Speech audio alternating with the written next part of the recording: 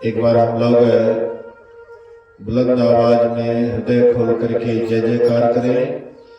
बोलिए श्री सद्गुरु महाराज की जय। श्री सद्गुरु महाराज की जय। श्री सद्गुरु महाराज की जय।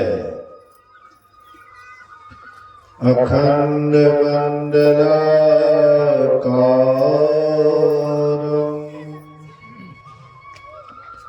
व्याप्तं येन चराचरं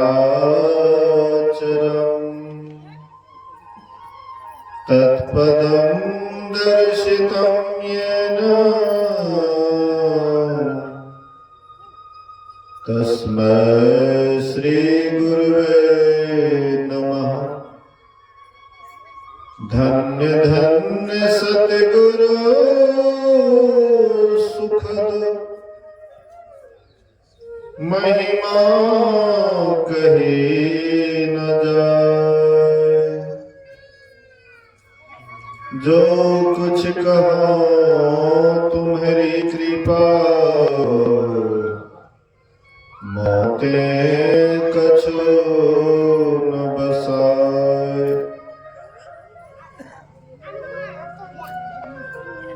समवेत समादरणीय सज्जन वृंद,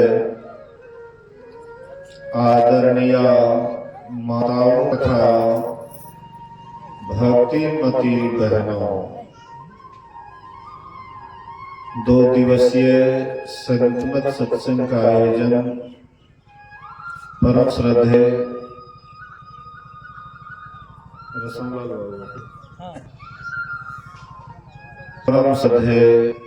रेशमलाल बाबू के द्वारा श्राद्ध क्रिया के अवसर पर किया गया है।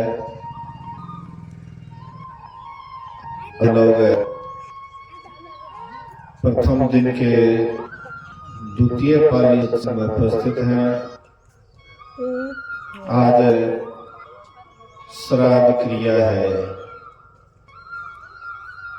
श्राद्ध क्रिया किसे कहते हैं? जो श्रद्धा का क्रिया की जाती है उसे श्राद्ध क्रिया कहते हैं। हालांकि लोग श्राद्ध क्रिया पर दबाव डालते हैं कि इतने लोगों को खिलाना ही पड़ेगा, इतने लोगों का बोझ करना ही पड़ेगा।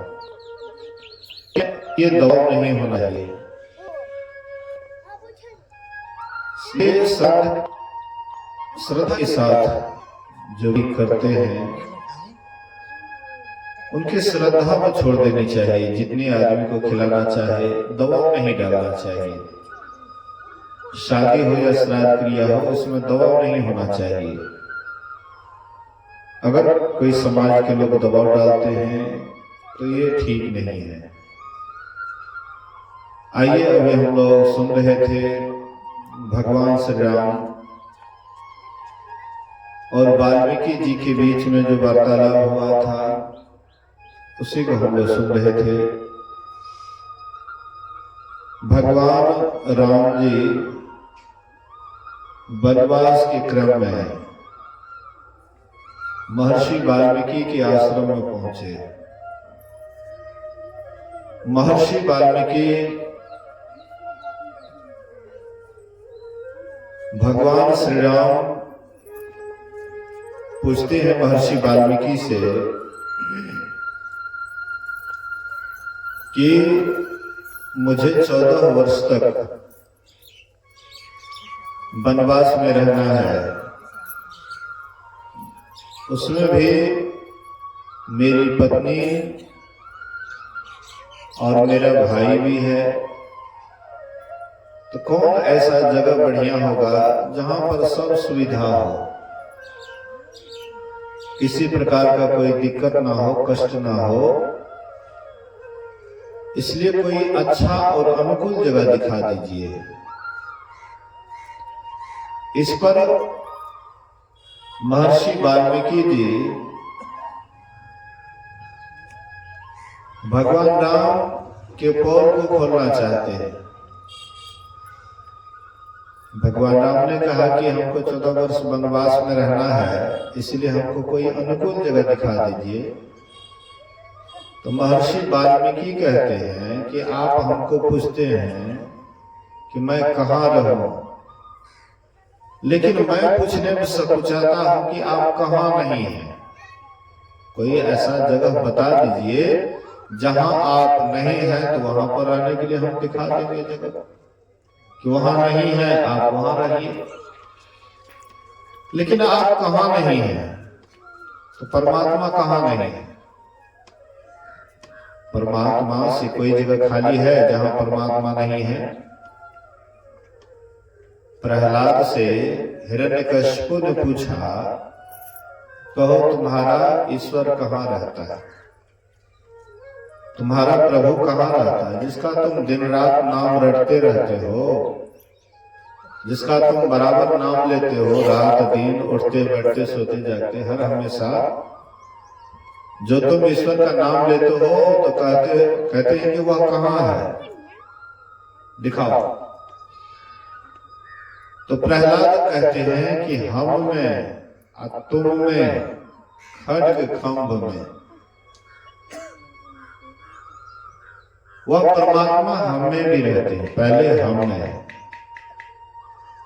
हम लोग परमात्मा को कहां ढूंढने जाते हैं, तो तुम में,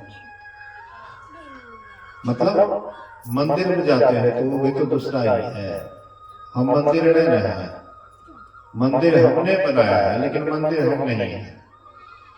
तो हम मंदिर में जाते हैं ढूंढने के लिए, हम मस्जिद में जाते हैं ढूंढने के लिए, हम गिरजाघर में जाते हैं ढूंढने के लिए, लेकिन कभी इस घर में ढूंढते नहीं है। जिस घर में परमात्मा स्वयं बना करके इसी घर में अपना निवास करते हैं, तो इसमें हम लोग नहीं ढूंढते हैं, और सब जगह ढूंढते हैं। एक व्यक्ति था, वो भगवान को खोजने में 20 बरस तक काफी अपना समय बिताए, लेकिन जब नहीं मिला भगवान, तब उसको मालूम हुआ कि भगवान बुद्ध एक महात्मा है। सुनते हैं उसको भगवान मिला है, तो उन्हीं से पूछते हैं कि उसको मिला है तो हमको भी दर्शन करा देगा। तो गए भगवान बुद्ध के पास और कहते हैं कि मैंने सुना है कि तुम पहुंचे हुए महात्मा हो, भगवान को आपने प्राप्त किया है, इसलिए मुझे भी थोड़ा भगवान का दर्शन करा दीजिए। भगवान बुद्ध कहते हैं कि कल शाम के समय 3-4 बजे आना, यही समय समझिए, 4 साढ़े 4 बज रहा है।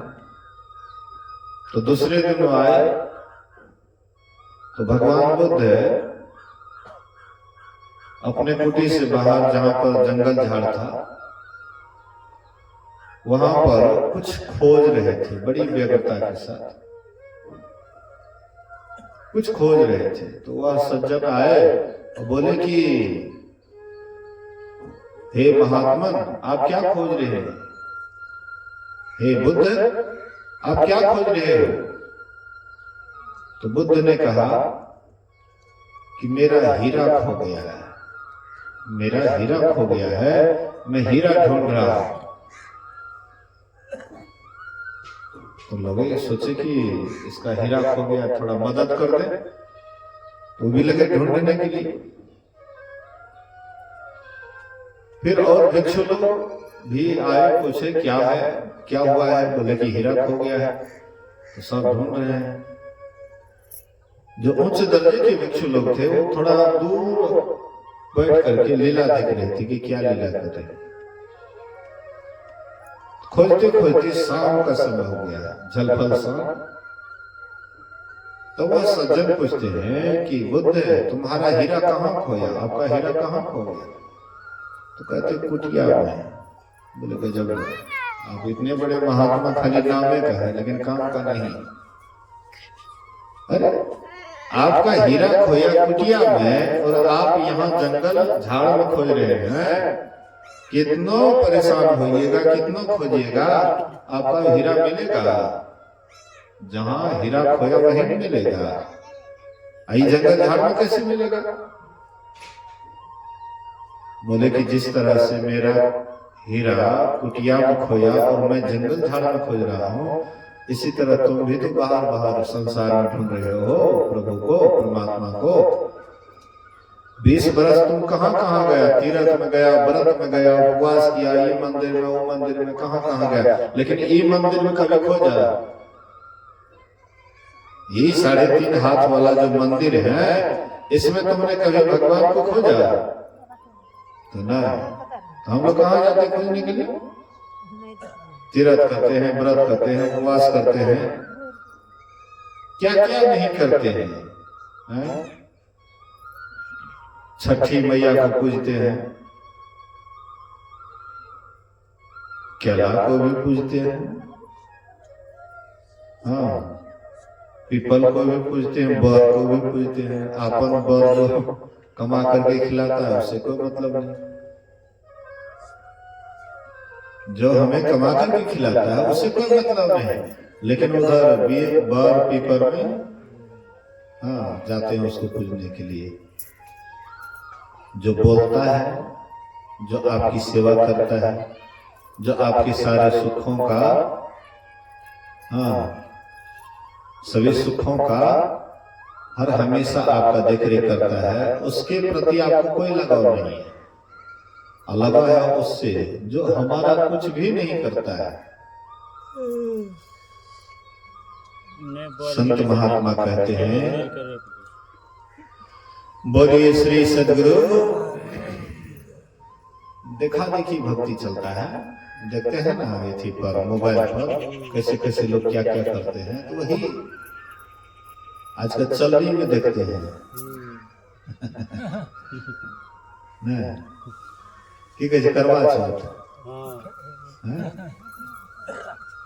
चलनी में देखे छे, सामना में नहीं देख सके छे, चलनी में देखे छे।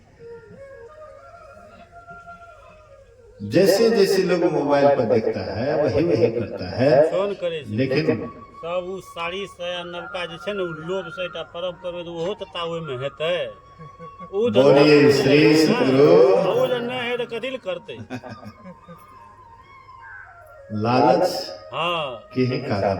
चाहे छठियों करते हैं तो लोग कैसे क्यों करते हैं जानते हैं?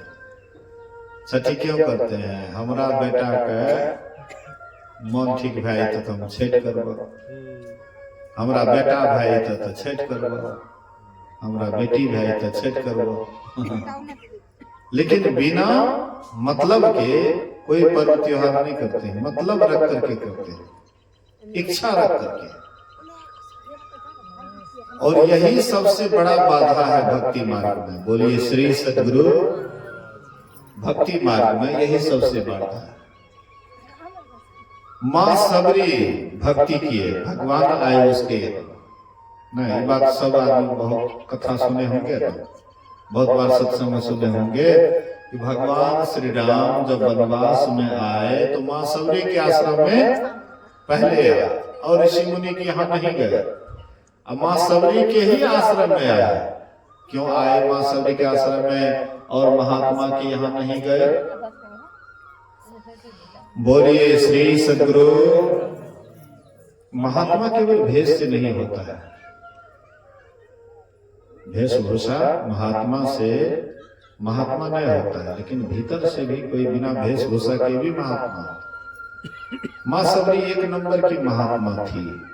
माँ सबरी एक नंबर की महात्मा थी। ऐसी महात्मा थी, कभी कोई इच्छा प्रकट नहीं की, कोई भगवान से कुछ नहीं मांगी कभी। माँ सबरी कभी मांगे कौन चीज? यहाँ तक कि भगवान से और उल्टा ही वरदान मांग लिए। महात्मा से उल्टे वरदान मांग लिए कि अगला जन्म हो तो कुरूपा हो करके, दूसरा जन्म हो कुरूपा हो करके, गरीब में, नीच कुल में। ये भी कोई वरदान मांगने वाला चीज है? कोई आदमी मांगेंगे खूब सुंदर है तो कहेंगे हम बदसूरत हो जाए, रूपवती है तो कहेंगे कुरूपवती हो जाए।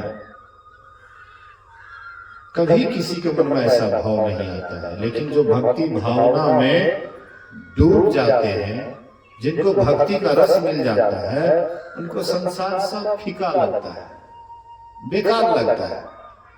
संसार आकर्षण उसी को बुझाता है जो भक्ति भाव से जिसको मतलब नहीं है। धन संपत्ति बाल बच्चा से बेसी मतलब है, अब भक्ति से उतना मतलब नहीं। लोग मांगते ही इतना है कि भगवान भी परेशान हो जाते हैं। एक दो मांगने वाला होता है सब एकदम, अब मांग इतना, मांग एक आदमी के अंदर कितना मांग है उसको अगर आप लिखते जाइए, मन में क्या क्या इच्छा होती है, प्रत्येक इच्छा को लिखते जाइए तो 24 घंटा में मोटका किताब बन जाएगा। मोटका किताब, रामायणों से मोटका। मतलब 24 घंटा में जो आपके अंदर जो इच्छा परीक्षा होती है, अब प्रत्येक इच्छा को अगर उसको लिखा जाए तो बहुत मोटा किताब हो जाएगा। यही इच्छा के कारण परमात्मा से अभी तक जो हम आप नहीं मिल पा रहे हैं, परमात्मा का दर्शन नहीं हो रहा है, यही इच्छा के कारण। जिस दिन ये इच्छा चला जाएगा, परमात्मा स्वयं आएंगे आपको ढूंढते हुए कि कहाँ है मेरा भक्त, कहाँ है मेरी भक्ति। जिस दर्शन के लिए हम आप तरसते हैं, वह दर्शन देने के लिए खुद आएंगे, खोजना नहीं पड़ेगा आपको। हम आप खोजने के लिए जाते हैं, बोल बम है, पानी कमर भर करके चले जाते हैं, कहते हैं, सोचते हैं वहां पर महादेव जी दर्शन देंगे, पानी चढ़ाते हैं, वहां पर जलधार करते हैं। महादेव जी आपको खोजने के लिए आएंगे कि कहां पर मेरा भक्त है, कहीं प्यासा तो नहीं है। महादेव खुद आपको पानी पिलाएंगे, भूखे हैं आपको भोजन कराएंगे। परमात्मा क्या है, सबके माता है, सबके पिता है। किसी भक्त पर अगर विशेष परेशानी होती है तो भगवान स्वयं आते हैं उसको, उसके दुख को टालने के लिए स्वयं आना पड़ता है। लेकिन हम ऐसा भक्त बनेंगे तब तो। यहाँ पर इच्छा का तांता लगा हुआ है, एक इच्छा पूरा हुआ नहीं और दूसरा तुरंत तैयार हो जाता है, दूसरा पूरा नहीं, तीसरा। एक दिल लाखों तमन्ना, उस पर भी ज्यादा हवस, फिर पता क्या है उसको बिठाने के लिए।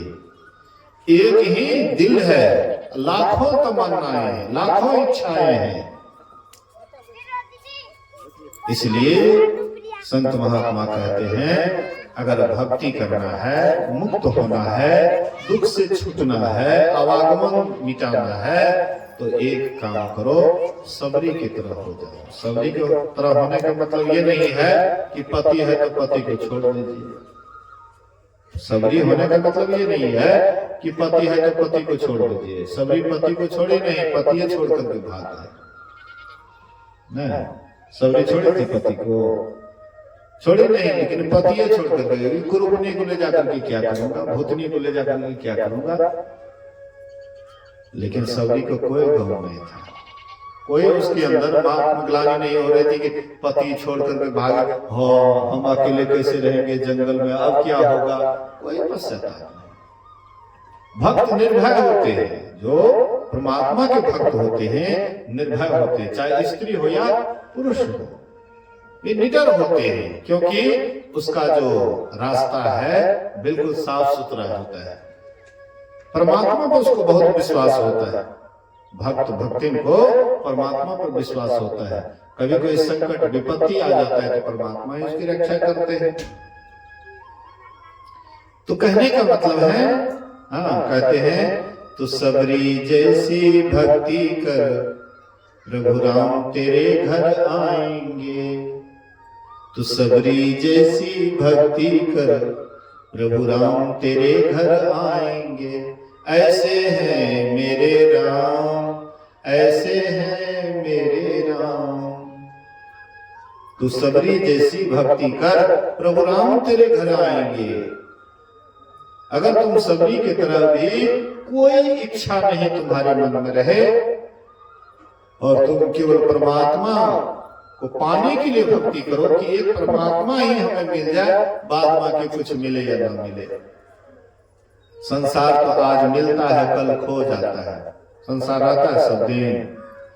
पति है तो पति सब दिन रहेगा, बेटा है सब दिन बेटा रहेगा, बेटी है बेटी सब दिन रहेगी। कोई आपका सदा साथ निभाने वाला नहीं है।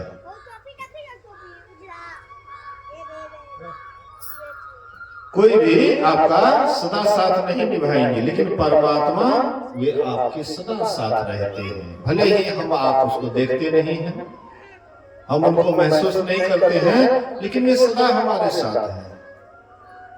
लेकिन हम लोग देखते हैं किधर? बाहर देखते हैं, परमात्मा को बाहर खोजने जाते हैं। हम लोग बाहर में है कि भीतर में है? बोलिए तो। बोलिए श्री सद्गुरु महाराज की जय। हम लोगों से मतलब जीवात्मा, हम जो है इस शरीर में रहने वाले, जिसके कारण ये शरीर चलता फिरता है, जो निकल जाता है तो शरीर बेकाम हो जाता है। तो हम आप शरीर के बाहर है कि भीतर है? भीतरे से तब शरीर काम करे है। ऐसा जैसे बाहर निकल जाए तो बस राम नाम सत है, सबका यही गत है, ले जाइए इसको, श्मशान घाट चला गया। शरीर से निकलिएगा तो राम नाम सत, लेकिन शरीर में है तो सब कुछ काम कर रहा है। तो हम आप शरीर के अंदर में है, तो भगवान कहाँ है? शरीर के बाहर में। गजब। देखिए हम लोग खोजते कहाँ? बाहर खोजते हैं नहीं, पत्थर में, पानी में, मंदिर में, मस्जिद में, गिरजाघर में, वही खोजते परमात्मा। कभी अपने अंदर में झांकने का कोशिश नहीं करते। झांकिएगा कैसे? परमात्मा जो इंद्रियां को बनाया है, ये बहिर्मुखी बनाया है। जो इंद्रियां हैं बहिर्मुखी है, ये बाहरे केवल देखती है। आंख बाहरे देखती है, आंख भीतर देखती है, अपने भीतर आंख देखती है नहीं देखती, ये बाहर देखती है। कान कौन आवाज सुनता है? अंदर की आवाज को, बाहरी आवाज को। अभी जो मैं बोल रहा हूं तो बाहर आवाज निकल रहा है, तो बाहरी आवाज को भी सुन रहे हैं।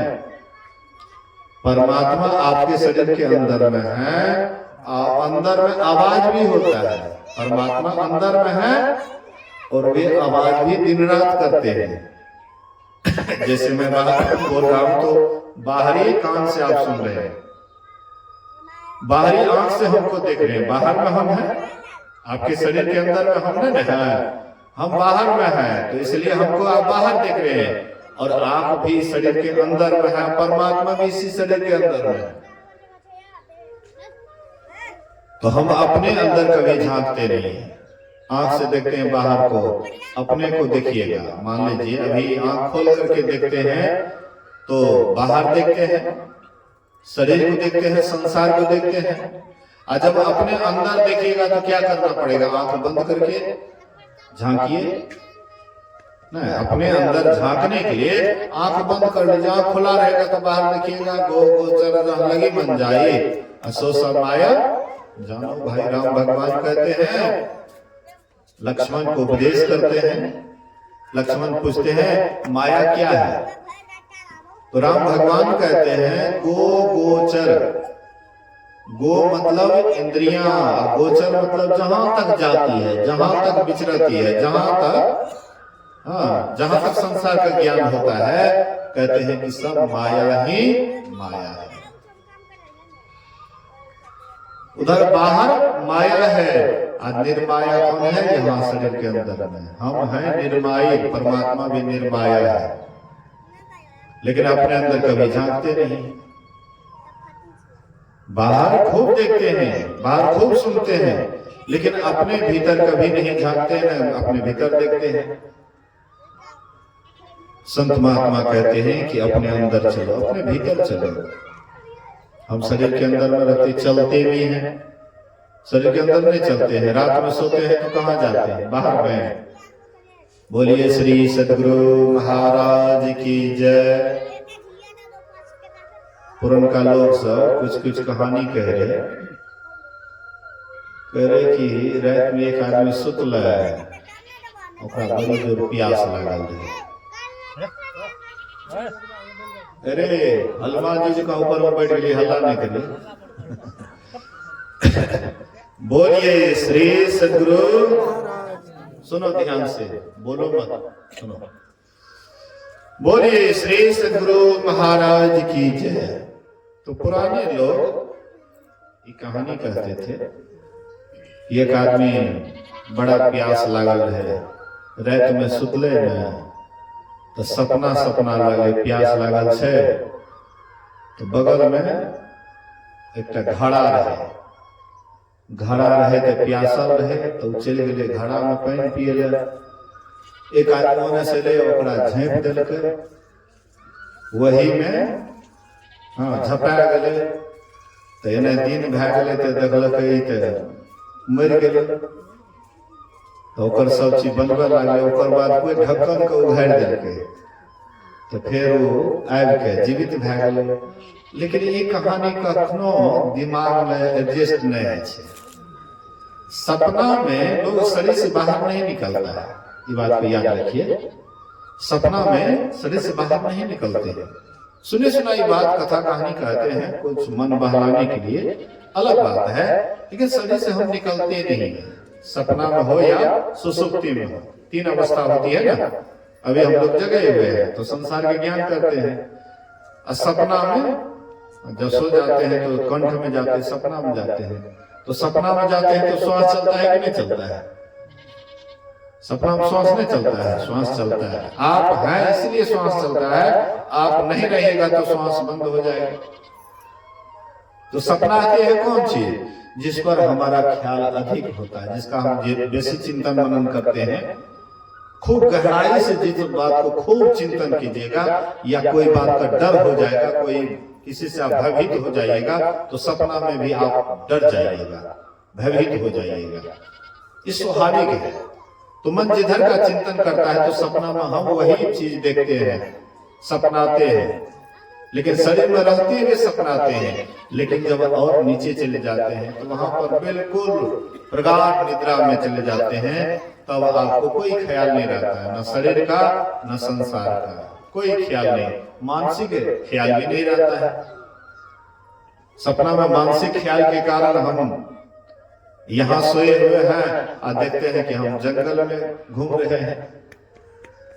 तो जंगल में आप वहां जंगल में हैं नहीं, लेकिन ख्याल आपका गया है।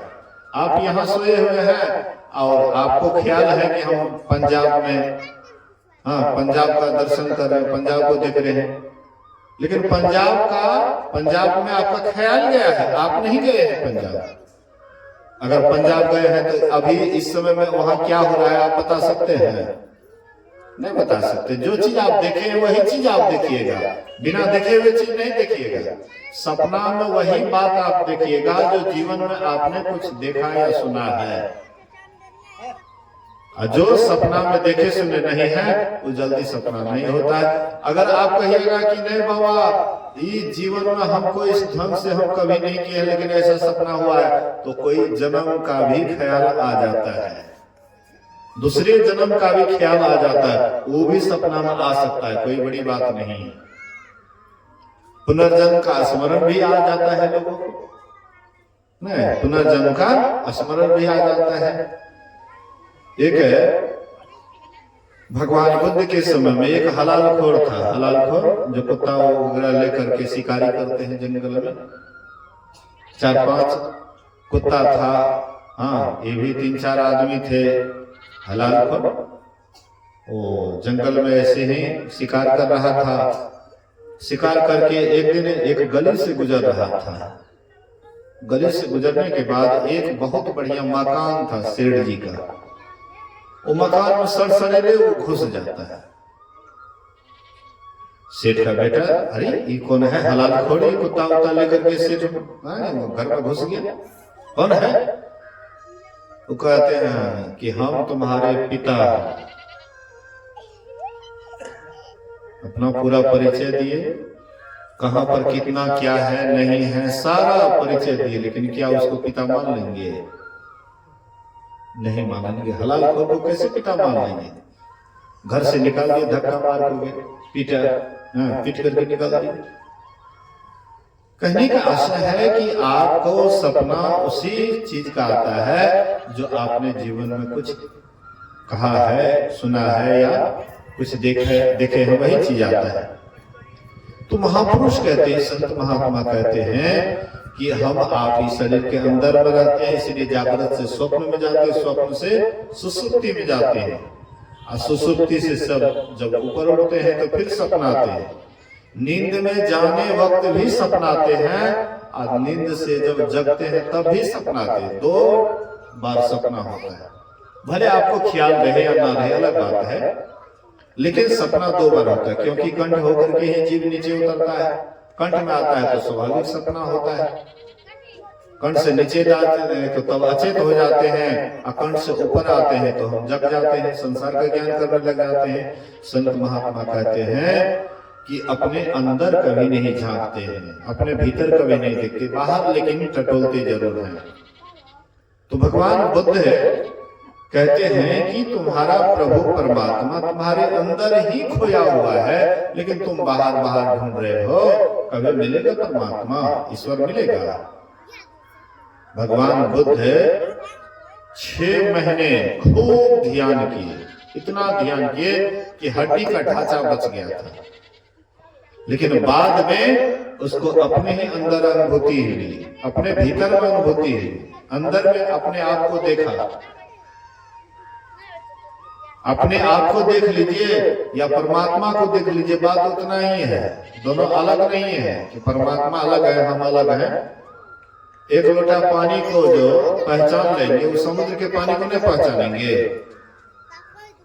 जिसको एक लोटा पानी का ज्ञान हो जाएगा, समुद्र के पानी को ज्ञान नहीं होगा।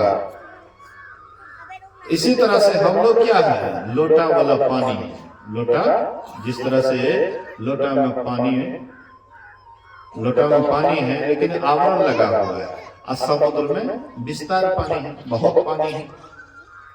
इसी तरह से हम आप भी ये शरीर रूपी लोटा में आवरण में पड़ गए हैं, लेकिन जैसे ही इसको दिखा दीजिए लोटा से, लोटा को उल्टा दीजिए गंगा जल में, तो क्या वो अलग हो जाएगा? पानी तो एक ही है, लेकिन उल्टाने के बाद दोनों एक ही हो जाता है। इसी तरह से हम आप भी आवरण में है, इसलिए अलग हो जाता है, लेकिन अलग नहीं है। तो वाल्मीकि जी से कहते हैं राम भगवान कि मैं कहाँ रहूं, 14 वर्ष तक वनवास रहना है, इसलिए हम कहाँ रहे, थोड़ा स्थान बता दीजिए। वाल्मीकि जी कहते हैं कि आप ही बताइए कि आप कहाँ नहीं हैं। तो जहां आप नहीं हैं वही स्थान में आपको बता दूंगा। तो राम भगवान कहाँ नहीं, पूछे हो इकराम का मैं पूछत सक चाओ, जहना हो तह देहो कहे तुम्हें दिखाओ ठाओ। आप हमसे पूछते हैं कि मैं कहाँ रहूं, लेकिन मैं पूछने में सकुचाता हूँ, लजाता हूँ कि आप कहाँ नहीं है। जहां नहीं है वो स्थान को बता दीजिए। राम स्वरूप तुम्हार वचन गोचर बुद्धि पर, हे राम तुम्हारा जो स्वरूप है वह वचन से कहने योग्य नहीं है, वचन में आने योग्य नहीं है। हम लोग सोचते हैं कि बचाने से राम को राम राम कहते हैं, सोचते हैं कि यही असली राम का नाम है। कृष्ण नाम कहते हैं तो सोचते हैं असली राम यही वो उसी का नाम है, परमात्मा का नाम है। जो असली परमात्मा का नाम है वो मुंह से उच्चारण नहीं होता है, मुंह से इसको उच्चारण नहीं कर सकते हैं। असली राम नाम का मुंह से उच्चारण नहीं होता। अघोषम अव्यंजनम अस्वरम अतालो कंठो मनासिकम च, कहते हैं कि वह परमात्मा का नाम मुंह से नहीं लिया जाता है। परमात्मा का ओम नाम भी कहते हैं कि ओम ये असली ओम नहीं है, लेकिन ये ओम से परमात्मा का एक ज्ञान मिलता है। जैसे ये ओम कहने के लिए उच्चारण के सभी स्थानों को भरते हुए उच्चारित होता है, ओम कहते हैं ना।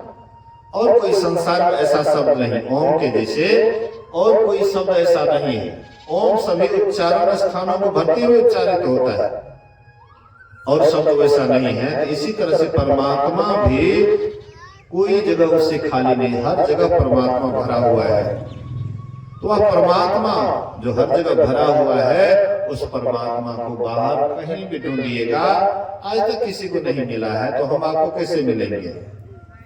जिसको भी मिला है अपने अंदर ही मिला है। इसलिए व्यापक व्याप्य अखंड अनंता अखिल अमोघ शक्ति भगवंता। कहते हैं कि वह परमात्मा सब में व्यापक है, कोई जगह उससे खाली नहीं। व्यापक व्याप अखंड अनंता, जितना कुछ भी दिखाई पड़ता है सब परमात्मा का ही रूप है। जड़ चेतन जितना कुछ भी देखते हैं, अचर चर रूप हरि सर्वगत सर्वदा बसत इति वासना धूप दीजिए। वह परमात्मा हर जगह है, परमात्मा का ही सब रूप है। बोलिए श्री सद्गुरु। गाय के शरीर में केवल छिमड़े में दूध होता है, कहने में दूध होता है कि पूरा शरीर में दूध होता है? गाय के नस नस में पूरे शरीर में दूध होता है, लेकिन हाँ, दूध निकलता है कहां से? छिमड़ा से। जब बछड़ो खोलते हैं, उसको हुक्का मारता है, तो पूरे शरीर से जितना भी इधर उधर दूध है, पूरा शरीर से दूध एक जगह आ जाता है, जमा हो जाता है। लेकिन वही छिमड़ा गाय को नहाने के बाद भी वही छिमड़ा में थोड़ा सा पत्ती लेकर के कोनो चीज चीर करके देखिए, आपको दूध कहीं नहीं मिलेगा, दूध कहीं नहीं दिखाई देगा, खून निकलेगा, दूध नहीं दिखाई पड़ेगा। लेकिन वही देखिए, हाँ, वह छिमड़ा से दूध जो पन्हा जाता है तो उधर से दूध निकलता है। कहते इसी तरह से परमात्मा हर जगह है, कोई जगह परमात्मा से खाली नहीं है। लेकिन सब जगह परमात्मा नहीं मिलता है, उसको मिलने का भी कोई स्थान है, कोई जगह है जहां जाने के बाद प्रभु का दर्शन होता है। हम आप देखते हैं दो आंख है परमात्मा, ये दो आंख दिए हैं, ये दो आंख संसार को देखने के लिए दिए हैं, शरीर को देखने के लिए दिए हैं। लेकिन प्रभु को देखना चाहेंगे, इस आंख से प्रभु का दर्शन नहीं हो सकता है।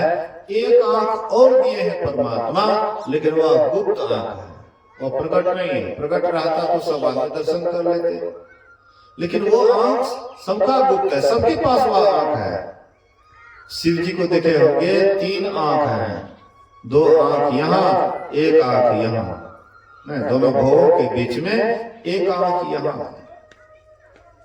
तो ये संकेत क्या है? हालांकि जैसे हम आपका माथा प्लेन है, शिव जी का भी वैसे ही प्लेन था, वहां एक डिम बेसी नहीं था यहाँ पर, लेकिन ध्यान के द्वारा वह आंख खुलता है। जो ध्यान करते हैं उसका वो आंख खुलता है, वही आंख से परमात्मा का दर्शन होता है। वही तीसरा नेत्र से प्रभु का दर्शन होता है, ईश्वर का दर्शन होता है। लेकिन हम लोग उसके लिए हम लोग ध्यान नहीं करेंगे। तो ध्यान नहीं करेंगे तो हमारे अंदर में परमात्मा रहते हुए भी हम आप परमात्मा का दर्शन नहीं कर सकते हैं। इसलिए कबीर साहब कहते हैं, मोको कहाँ ढूंढो रे बंदे, मैं तो तेरे पास में, ना मैं मंदिर ना मैं मस्जिद ना मैं काबे कैलाश में, खोजी हो तो तुरंत मिल जाइए पल भर के तलाश में। अगर तुम मुझे ढूंढना चाहते हो तो बाहर में मत ढूंढो, अपने शरीर के अंदर। एक पल में भी परमात्मा का दर्शन हो सकता है, लेकिन मन में जितना भी हम आप बहुत कुछ सोचते हैं, ये सब सोचना अगर बंद हो जाए तो तुरंत दर्शन हो सकता है। लेकिन ऐसा होता क्यों नहीं है? हम लोग कभी अभ्यास नहीं करते, प्रयास नहीं करते। संसार के लिए हम लोग कितना प्रयास करते हैं। कबीर साहब कहते हैं, ऐसी दीवानी दुनिया भक्ति भाव नहीं बुझे जी, कोई आवे तो बेटा मांगे यही गुसाई दीजिए जी। कहते हैं संसार के लिए हम लोग क्या क्या मांग करते हैं, लेकिन कभी हम आप परमात्मा को नहीं मांगते। परमात्मा से कि हे परमात्मा, आपका हमें दर्शन हो, ऐसा हाँ हमें भक्ति भाव दीजिए जिससे आपका दर्शन हो, ऐसा कभी नहीं मांगते हैं, संसार की चीज मांगते हैं। इसलिए संत महात्मा कहते हैं कि प्रभु को पाने के लिए प्रभु से प्रभु की भक्ति मांगिए। हम लोग रोज रोज पाठ करते हैं, हम लोग गुरु महाराज से रोज रोज विनती करते हैं, प्रेम भक्ति गुरु दीजिए, बिनवो कर जोड़े, पल पल छोड़न छोड़िए, सुनिए गुरु मोरी। प्रेम भक्ति दीजिए। तो खाली हम लोग प्रेम भक्ति मांगेंगे, लेकिन अगर हम भक्ति नहीं करेंगे, ध्यान नहीं करेंगे, तो कहां से प्रेम भक्ति मिलेगा? केवल मांगने से कुछ मिलता नहीं है, करने से ऑटोमेटिक मिलता है। बिन मांगे मोती मिले, बिना मांगने से मोती मिलता है, हीरा जवाहरात मिलता है, सब कुछ मिल जाता है। इसलिए संत महात्मा कहते हैं ये मांग को कम कीजिए, सीमित मांग कीजिए, और मेहनत करने वाले को ऑटोमेटिक मिलता है। कहते हैं देव देव सब आलसी पुकारे, हे देवता हमको ये दे दीजिए, हे देवता हमको वो दे दीजिए। लेकिन जो कर्मठ लोग होते हैं, कर्म योगी होते हैं, वे मांगते नहीं, मेहनत करते हैं, कर्म करते हैं। कर्म किए जा फल की इच्छा मत कर ये इंसान, जैसा कर्म करेगा वैसा फल देगा भगवान। अगर हम अच्छा कर्म करेंगे तो मांगेंगे अच्छा फल तब मिलेगा, सब बात नहीं है। बिना मांगे हुए अच्छा कर्म करेंगे उसका फल अच्छा ही आएगा। बुरा कर्म करते हैं, अच्छा फल के लिए मांगिएगा तो परमात्मा नहीं देखते हैं, तो करता है बुराई, चाहता अच्छा फल। करे बुराई सुख चहे, कैसे पावे कोई, आरोपे पेड़ बबूर का तो आम कहां से होए। इसीलिए कर्म कीजिए, कर्म प्रधान विश्व रचि राखा, और जो जस करे सो तस फल चाखा। जैसा आप कर्म कीजिएगा, हाँ कर्म ही प्रधान है। ईश्वर भक्ति सबसे एक नंबर में सबसे उत्तम कर्म है ईश्वर भक्ति, परमात्मा की भक्ति। इसलिए परमात्मा की भक्ति सबको करना चाहिए, स्त्री हो पुरुष हो सबको करना चाहिए। इसी के लिए तो ये जन्म मिला है। कबीर साहब कहते हैं लेकिन लोग ये काम नहीं करते हैं, खाली मांगते रहते हैं। ऐसी दीवानी दुनिया भक्ति भाव निज बूझे जी, कोई आवे तो बेटा मांगे यही गुसाई दीजिए जी, कोई आवे दुख कर मारा हम पर कृपा कीजिए जी, कोई करावे ब्याह सगाई सुनत गुसाई लीजिए जी, कोई आवे तो दौलत मांगे भेंट रुपया लीजिए जी। सांचे का कोई गाहक नाही, झूठे जगतपति जी, कहे कबीर सुनो भाई साधो, अंधों को क्या कीजिए जी। जो इस तरह से संसार की मांग करते हैं, कबीर साहब कहते वो अंधा है। परमात्मा से परमात्मा की भक्ति मांगिए, यही मांग में सब मांग समाप्त हो जाता है। और संसार का कितना हो मांग कीजिएगा तो कुछ न कुछ कमी रह ही जाएगी। जो 10 20 50 भय सत होई, 1000 तो लाख मांगेगी, कोटि खरब असंख्य, कोटि खरब असंख्य धरापति होने की चाह जगेगी। पृथ्वी पताल राज करो तब तृष्णा अधिकाधिक आग लगेगी। असुंदर एक संतोष बिना सठ, तेरी तो भूख कभी नहीं बुझेगी। जो भी है जितना भी है उसी में संतुष्टि रखते हुए लेकिन परमात्मा की भक्ति करते रहिएगा तो आपका इहलोक जीवन भी सुखी होगा, और यहाँ से जाने के बाद परलोक वाला जीवन भी आपका सुखी होगा। इसलिए ईश्वर भक्ति सबको करना चाहिए। बोलिए प्रेम से श्री सद्गुरु महाराज की जय। आइए कुछ भजन सुनते हैं, उसके बाद आरती की ओर चलेंगे। बोलिए श्री सद्गुरु महाराज की जय।